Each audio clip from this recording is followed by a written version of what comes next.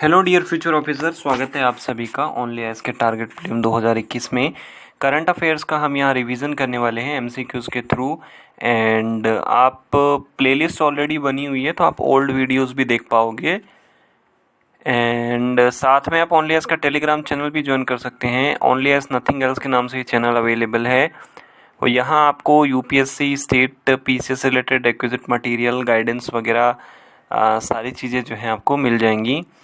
And only S की तरफ से कोर्स प्रारंभ जो है उसका सेकेंड एडिशन 12 जुलाई से शुरू हो चुका है।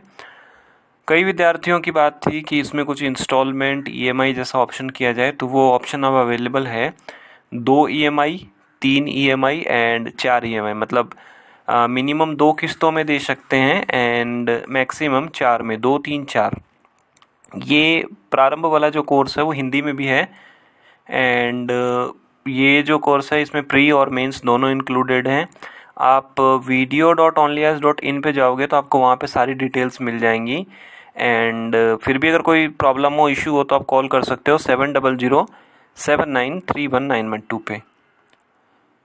इलेक्शन इंडिया के अंदर जो प्रोसेस है उससे रिलेटेड हमें इनकरेक्ट स्टेटमेंट पूछे हैं।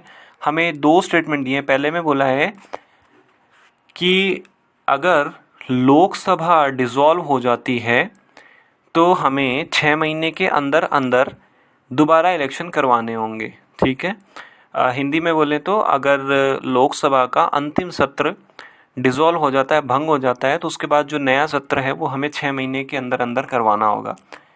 दूसरे में बोला है कि model code of conduct immediately effect में आ जाता है जैसे ही चुनाव का शेड्यूल किया जाता है। देखो, एमसीसी तुरंत आ जाता है, एक बड़ी सी प्रेस कॉन्फ्रेंस होती है, इलेक्शन कमीशन के सीईसी ईसी वो सब बैठते हैं और वो डेट फिक्स करते हैं कि इस पर्टिकुलर डेट को जो है वो यहाँ इलेक्शंस होंगे। उसी डेट से एमसीसी जो है वो लागू हो जाती है। ये दूसरा स्टेटमेंट करेक्ट है। जहाँ तक पहले स्टेटमेंट की बात है ये भी करेक्ट है, पर अपने कॉन्स्टिट्यूशन में क्लियर लिखा हुआ है कि 2 सेशंस के बीच में 6 महीने से ज़्यादा का गैप नहीं हो सकता है। ठीक है, तो जो लास्ट सेशन है एंड जो नया सेशन होगा उसके बीच में not more than the gap of 6 month, तो ये पहला सही है। ठीक है, इसीलिए क्या होता है कि लोकसभा के डिसॉल्यूशन से पहले ही इलेक्शन हो जाते हैं ताकि वो प्रोसेस जो है वो स्मूथ बनी रहे। इनकरेक्ट कौन सा होगा? Option number D, neither 1 not 2। पहला सही है एंड दूसरा भी सही है। ठीक है, हिंदी में आप इसे यहाँ देख पाओगे। दूसरे क्वेश्चन में बात की गई है डीलिमिटेशन कमीशन, परिसीमन आयोग की बात की गई है। अभी डीलिमिटेशन कमीशन बहुत ज़्यादा न्यूज़ में है क्योंकि वो जम्मू एंड कश्मीर गए हुए हैं वहाँ पे डीलिमिटेशन से रिकमेंड करने के लिए। पहले में बोला है कि डीलिमिटेशन कमीशन एक हाई पावरफुल कमीशन है जो कि प्रेसिडेंट के द्वारा अपॉइंट किया जाता है और ये delimitation commission election commission of India के कोलैबोरेशन में काम करता है। सुप्रीम कोर्ट के जज इसमें मेंबर होते हैं, चीफ इलेक्शन कमिश्नर, और स्टेट लेवल पे जो रेस्पेक्टिव इलेक्शन कमिश्नर्स हैं वो इसके मेंबर्स होते हैं। पहला सही है, दूसरा सही है। डीलिमिटेशन कमीशन जो है अपॉइंट किया जाता है राष्ट्रपति के द्वारा एंड सुप्रीम कोर्ट के रिटायर्ड जो जज होते हैं वो इसमें चेयरमैन होते हैं। बाकी या तो चीफ इलेक्शन कमिश्नर होते हैं इसमें मेंबर, या चीफ इलेक्शन कमिश्नर अगर अवेलेबल नहीं है तो उनकी जगह पे कोई और आदमी अवेलेबल हो जाता है। और तो नहीं होता है, लेकिन बाकी जो दूसरे ईसी हैं वो मेंबर हो जाते हैं। ठीक है, एंड बाकी स्टेट इलेक्शन कमिश्नर हैं वो भी यहाँ पे अवेलेबल होते हैं। तो दोनों के दोनों करेक्ट हो गए। Option number C will be the correct. पहला करेक्ट है, दूसरा करेक्ट है। कई बार एग्जाम्स में इसको कंफ्यूज करने के लिए आता है कि डीलिमिटेशन कमीशन पार्लियामेंट के द्वारा एस्टेब्लिश किया जाता है या प्रेसिडेंट के द्वारा एस्टेब्लिश किया जाता है। तो प्रेसिडेंट राष्ट्रपति के द्वारा किया जाता है। हिंदी में इसे आप यहाँ देख पाओगे। क्वेश्चन नंबर 3 में दिया हुआ है कि यूनेस्को की जो माउंटेन रेलवे हेरिटेज है इंडिया के अंदर वो कौन कौन सी हेरिटेज साइट है? Darjeeling Himalaya railway, Kangra valley, Nilgiri mountain. तो आप इस तरीके की ट्रेन देखते होंगे कई बार फिल्म वगैरह में, पहाड़ से चलती हुई, शिमला कालका वाली जनरली फेमस ट्रेन है। तो दार्जिलिंग हिमालय वाली है एंड नीलगिरी माउंटेन वाली है। ये कांगड़ा वैली जो है इसको अभी स्टेटस नहीं मिल पाया है, तो ऑप्शन नंबर सी करेक्ट हो गया 1 और 3। तो कौन कौन सा हो गया? दार्जिलिंग हिमालय, नीलगिरी माउंटेन रेलवे, कालका शिमला, सीएसटी जो छत्रपति शिवाजी टर्मिनस है मुंबई में, तो एंड बाकी जो 2 हैं वो अभी आने हैं, Matheran light railway and Kangra valley, इनको अभी तक नहीं मिल पाया है। हिंदी में इसे आप यहाँ देख पाएंगे। क्वेश्चन नंबर 4 ड्रिप से रिलेटेड है, dam rehabilitation and improvement project. देखो हमारे देश के अंदर बहुत सारे डैम है, बांध बने हुए हैं, कुछ कुछ तो इतने पुराने हैं 100 साल पुराने हैं, तो उनकी मरम्मत के लिए, उनका रिनोवेशन वगैरह के लिए ये ड्रिप प्रोग्राम है। पहले में बोला गया है कि it has been taken up in the all the north eastern states with the assistance of the World bank.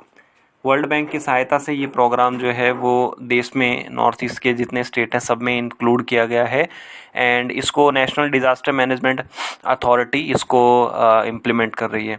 तो जहाँ तक ड्रिप की बात है, तो ड्रिप प्रोग्राम वर्ल्ड बैंक की सहायता से है, बट इसको सभी स्टेट्स में इम्प्लीमेंट नहीं किया गया, कुछ लिमिटेड स्टेट्स के अंदर, ये यूपी, मध्य प्रदेश, इस तरीके से।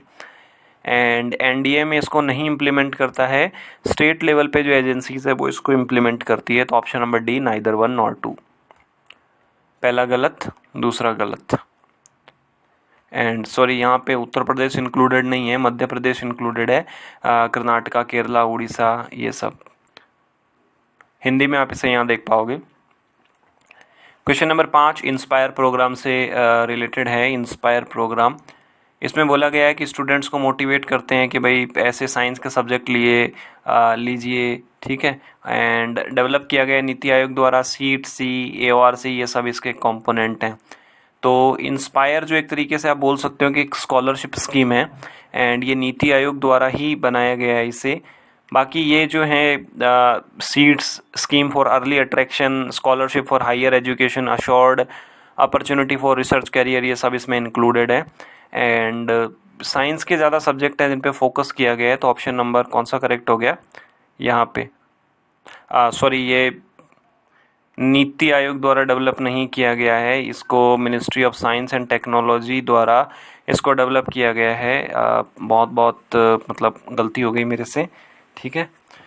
तो इसको नीति आयोग ने इसको नहीं किया है। पहला एंड तीसरा अपना करेक्ट हो जाएगा, ऑप्शन नंबर सी यहाँ पे करेक्ट हो गया। नीति आयोग द्वारा जो है वो इंस्पायर नहीं है, बाकी जो दूसरा स्कीम है एम, अटल इनोवेशन मिशन, वो इसको जो है वो किया गया है, ठीक है।